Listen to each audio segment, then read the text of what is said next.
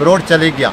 इसलिए मैं जम्मू श्रीनगर कौमी शाहराह पर गुज़िश्ता दिनों हुई भारी बारिश के बाद की तबाही का वीडियो सोशल मीडिया पर लगातार वायरल हो रहा है। पहला वीडियो कौमी शाहराह पर करोल जयसवाल पुल के पास एक ट्रॉली पर कोंकण रेलवे के लिए जा रहा एक 70 टन का ट्रांसफार्मर भारी पत्थर के जद में आने से दरियाई चिनाब में गिर गया।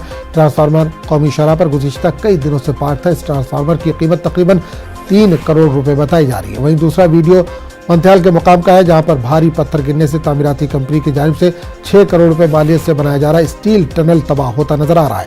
पूरे इलाके में मिट्टी के तोदे, पत्थरों के गिरने का न रुकने वाला सिलसिला गुज़िश्ता कई दिनों से लगातार जारी, जिसकी वजह से अब तक करोड़ों का नुकसान हो चुका है।